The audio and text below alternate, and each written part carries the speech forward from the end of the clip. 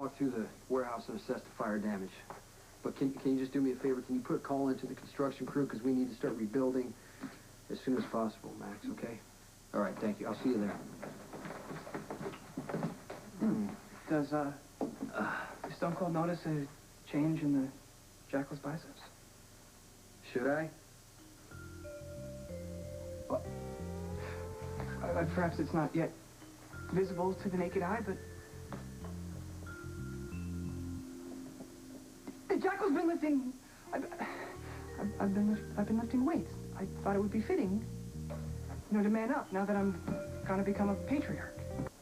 Stone Cold, was I insensitive in light of, you know, the blonde one's experiences with unwanted pregnancy? Was she concerned? Why would she be concerned? I mean, I'm looking at this with much enthusiasm and confidence. It was a big decision, and you made it very fast. Well, I mean, Dr. Robin seemed eager for a decision. You're going to father a child and agree to stay out of his or her life. Can you do that? The Jackal appreciates Stone Cold's words of wisdom, but my situation differs greatly from your own. See, I will be a father by genetic sample only. My DNA will be harvested to conjoin with Dr. Robin's egg in the sterile environment of a petri dish. After that, she has the freedom to revel in her maternal bliss as I fade into cyberspace. When that baby is born, you're going to look at that kid, and you're going to see a part of yourself. Jackal is familiar with Stone Cold's secret pain. I know you, Spinelli. You're going to love that child. But see, the difference is I know what I'm getting into. I mean, you didn't know that the small Stone Cold one existed for months, and then when you did find out, the maternal one urgently requested you to leave. And you're the one who pushed me harder than anyone to claim Jake as my own. Stone Cold, you were so miserable. No, because you told me that Jake would want to know his real father someday. I'm just saying your child might want the same thing. And I would welcome my progeny's overture, but I miss Jake all the time. I wouldn't wish that on anyone. Invitation for Mr. Jason Morgan. We're having a black and white ball at Windermere. Just your kind of party. Do you want me to come? Of course, but my feelings won't be hurt if you say no. I just wanted you to know that you're invited. Nicholas is going to announce an endowment to the hospital in Dad's name. Alan would appreciate that. I wish Dad could be there. Like I wish that I could have a waltz with my big brother, but, you know, never submit you to that kind of torture, and I'm sure that Nicholas would be more than happy to dance with me. Is Nicholas going to be able to handle all this stuff, or...? You know, he's going to have more tests, and Patrick's pretty confident that he's going to be able to be diagnosed. Okay. Well, you just let me know if you need anything. Okay, thanks, I will.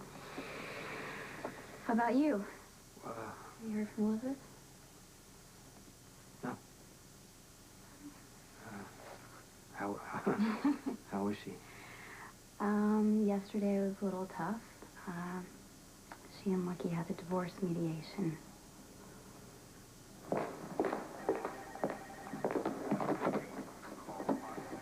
Okay, I got cut on my leg when I was canoeing on location, and the nurse said the stitches were due to come out today, so if you wait in the lounge, I'll call you an intern. Why are you throwing me out of the tube? I mean, you can't possibly care that I'm sleeping with your husband? Just one more notch on your bedpost. You are in absolutely no position to criticize. I don't seduce other people's husbands for payback. Your husband happens to be a wonderful man, not that you bothered to notice. Lucky is hurt and angry and vulnerable. He has no idea what a lying bitch you are. And who hurt him? Who made him angry? Who made him vulnerable? That would be you, the biggest lying hypocrite of them all. I don't think this is the time or place for this conversation, Sam. What?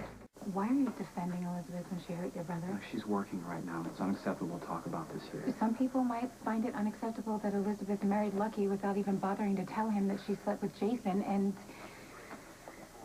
she's stalking him, coming up with any excuse in the book to spend time with them. What happens between Elizabeth and Lucky is their business. Hello, I was living with Jason at the time. Just let it go. Thank you, Cousin Nicholas. Where would I be without you?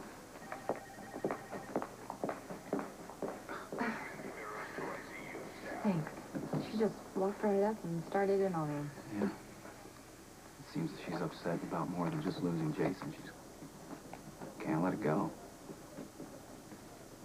Elizabeth's divorce is none of my business. Yeah, Diane probably gave you all the details. Diane won't violate attorney-client privilege. The point is, Elizabeth is now officially free, and I helped her move into this cute little house that she's renting. Jace, you should see it. I'm glad she's happy. Elizabeth's about as happy as she can be while she's separated from you, which isn't very happy at all. And from the way you're hurting, Jace, I can see how much you miss her too. Love is too precious to waste. So why should you and Elizabeth be apart?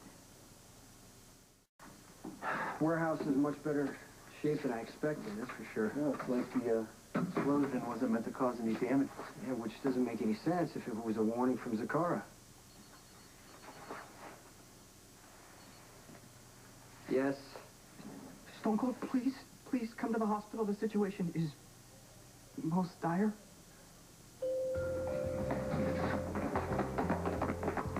The Jackal is incapable of performing on demand. Stone Cold must take his place. No. The Jackal gives you his true and flawless word that he had every intention of providing the genetic material required for Dr. Robin to create her much longed for but elusive progeny to be, but his deep and abiding love of fair Lulu paralyzed him at a most crucial moment of... No more details. But now you understand why you must provide Dr. Robin with what she so desperately needs. Dr. Robin would be the most exemplary of all mothers, and the Jackal knows that you hold her in the highest esteem, that you two would produce a deeply awesome baby. Finelli. It's okay. Look, I failed, but all is not lost, because Stone Cold is here. It's okay. If the procedure didn't work out for you, maybe it wasn't meant to be. You didn't have to call in a replacement. The Jackal gave you his word, and I am a man of my word. Robin, can I just talk to you for a minute?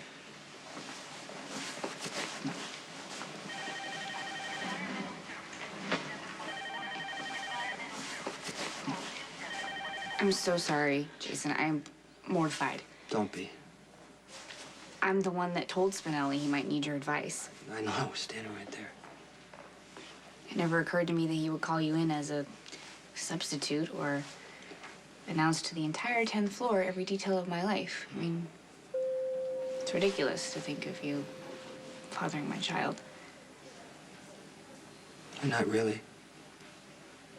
Wouldn't make sense that you would ask me to be the father. You and I respect each other. We've helped each other out in all kinds of ways over the years. It's okay. You don't have to say it. I understand why you wouldn't want to do it. I'm sorry. Don't be. Actually, your name was the first on the list, but I crossed it off immediately because I know that you couldn't father a child and let it go. And having to watch a kid grow up from a distance, that would be torture. The grasshopper offers his most humble apologies. Stop Oh, apologizing. no, dude, I never should have asked you to come in for the save. It was rude and thoughtless and basically a vain attempt to cover for my performance anxiety and utter lack of machismo. It's okay, don't worry about it. It was the plastic cup. Okay, that's stop right there. I don't need the details. The idea buddy. of a soul, of a child, a being that could have Dr. Robin's eyes and my gaming skills, my life force trapped, struggling to survive in a plastic cup, only then to be frozen. Okay, if that's how you're thinking about it, maybe that was your problem. No, dude, not a problem.